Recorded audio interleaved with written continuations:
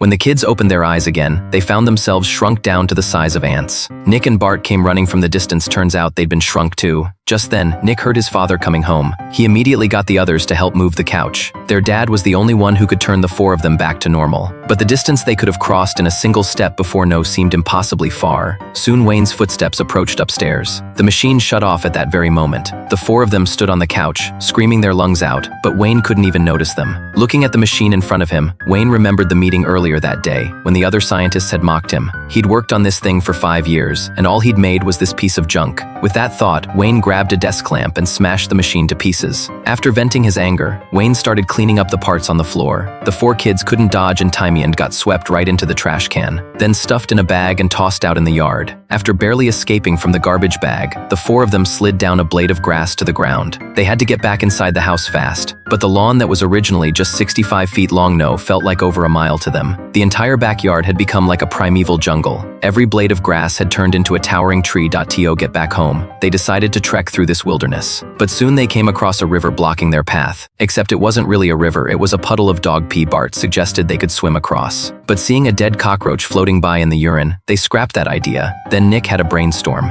If they all whistled together, maybe they could get their dog to come over. Dogs have great hearing. With that, Nick climbed up a flower vine to get higher and started whistling as hard as he could. Sure enough, the dog heard them and came running out of the house. Just when it looked like he was coming their way, the neighbor's cat chased him back inside. The three who'd struggled up the vine felt hopeless, and Nick accidentally fell into some pollen. He was severely allergic to pollen, but after gasping a couple times, he realized these pollen grains were too big. He couldn't even inhale them. Before Nick could celebrate, a bee collecting nectar started attacking him. To save Nick, Ross jumped up and grabbed onto the bee, and both of them got carried up into the sky. During the flight, the bee nearly crashed into Wayne's face. As he swung a baseball bat wildly, he suddenly noticed the hole in the glass. Wayne went upstairs to check and found the shrunken couch on the floor. In that moment, he finally realized the kids must have been shrunk by the machine. Thinking back to what just happened, the kids had definitely been swept out with the trash. Wayne rushed to check the garbage bags. Seeing the torn opening, Wayne knew the kids were somewhere in the lawn ahead. He lifted his shoe to check the sole. Thank God the kids weren't stuck there. Wayne didn't dare walk on the grass anymore. So he got on stilts and carefully searched the ground, but he accidentally triggered the sprinkler switch. The irrigation heads immediately started spraying water.